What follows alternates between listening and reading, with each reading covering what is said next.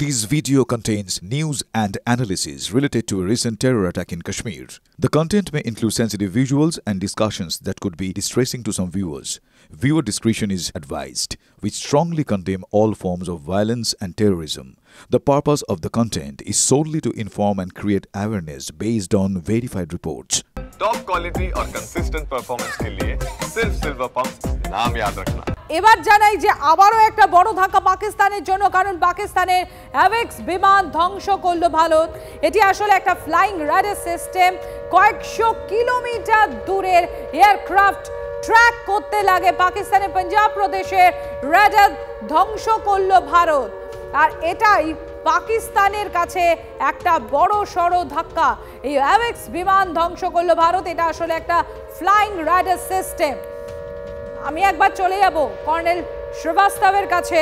Colonel Srivastava, এই যে flying radar system, এই ফ্লাইং রাডার সিস্টেমের বেসিক্যালি তাদের ফাংশনটা কি, মানে কাজ কি করে এবং যে কারণে পাকিস্তানের যে আমরা ফ্লাইং রাডার সিস্টেমটাকে ধ্বংস করে দিয়েছি, তার জন্য ভারতের পক্ষে সেটা কত বড় অ্যাডভান্টেজ?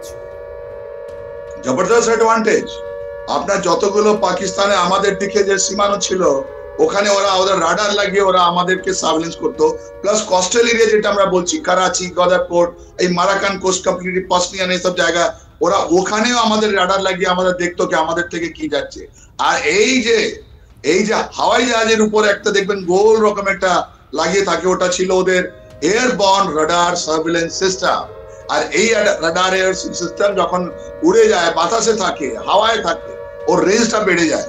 আর ওরা স্পেসিফিকলি টার্গেট দিয়ে, ওদের কাছে অনেকগুলো কম্পোনেন্ট ছিল।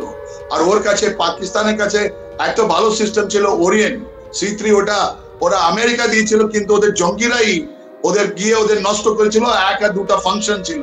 তো এই যেটা আপনার আছে, আমরা যে এয়ার ডিফেন্স সিস্টেম বারবার আমরা বলছি, তার মানে কি হলো জানেন? আমরা ওই এয়ার ডিফেন্স শেষ হওয়ার জন্য আমাদের যে কোনো ড্রোন, যে কোনো মিসাইল, যে কোনো রকেট, যে কোনো এয়ারফোর্স আমাদের স্টার্ট হবে।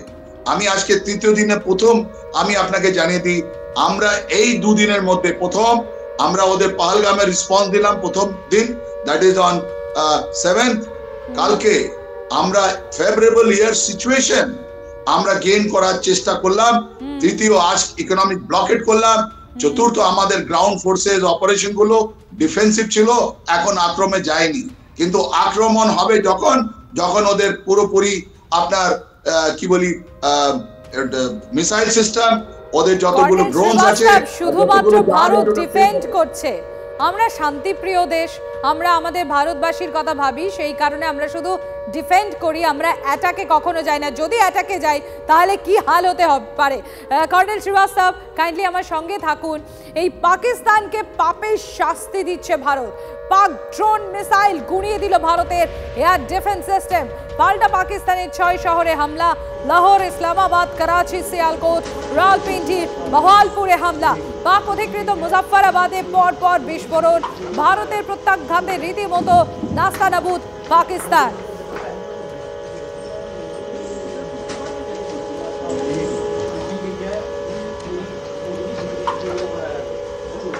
আর এই পাকিস্তান, সেই পাকিস্তানের পাপের দোষ তুরস্ক। কেন এই প্রশ্নটা উঠে আসছে আপনারা জানবেন।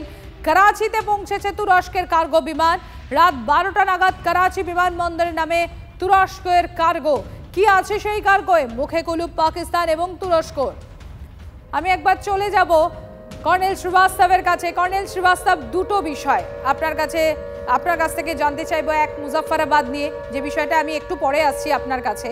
এবং এক হচ্ছে এই মুহূর্তে যে খবরটা দিলাম আমাদের দর্শকদেরকে, যে তুরস্ক একটা কার্গো বিমান গিয়ে পৌঁছেছে সেখানে, করাচি বিমানবন্দরে নেমেছে। এই তুরস্ক যখন ভূমিকম্প হলো তখন পাশে দাঁড়ালো ভারত, আর যখন যুদ্ধ লাগলো তখন কোথায় সাহায্য হচ্ছে পাকিস্তানকে।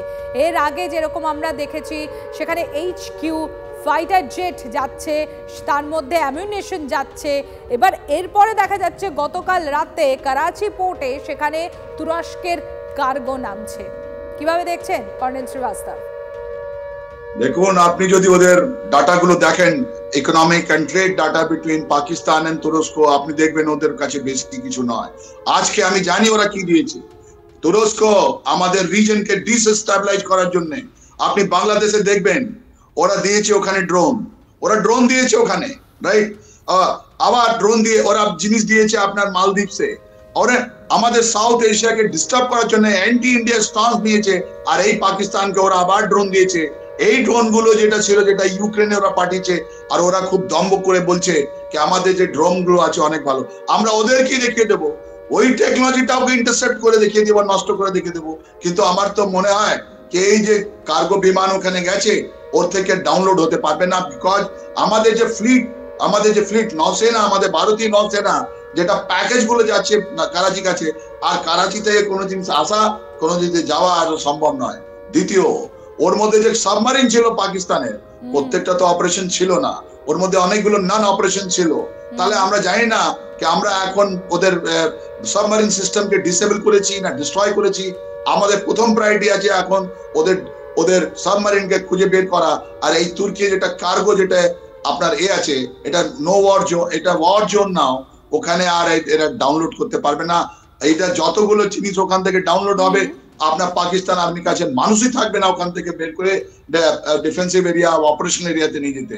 তো তুরস্ক একটা মেসেজ পেয়ে যাবে, এটা রাশিয়া ইউক্রেন নয়, এটা ইসরায়েল হামাসও নয়, এটা ইন্ডিয়া এন্ড পাকিস্তান, ওর মধ্যে ইন্ডিয়া আছে। ধোকে মারেগা আপনি বললেন, দিল মাঙ্গেগা মত, প্রচন্ড হ্যায় আরম্ভ। এটা তো আরম্ভ হলো 48 আওয়ার্স। এখন দেখুন একেবারে, এবং কর্নেল শ্রীবাস্তব ঠিক যেরকম করে ভারতীয় সেনা বলেছিল we will hunt them down, আর ঠিক আমরা সেরকম দেখিয়ে দিয়েছি, we already hunted them down। আপনি একটু কাইন্ডলি আমাদের সঙ্গে থাকবেন।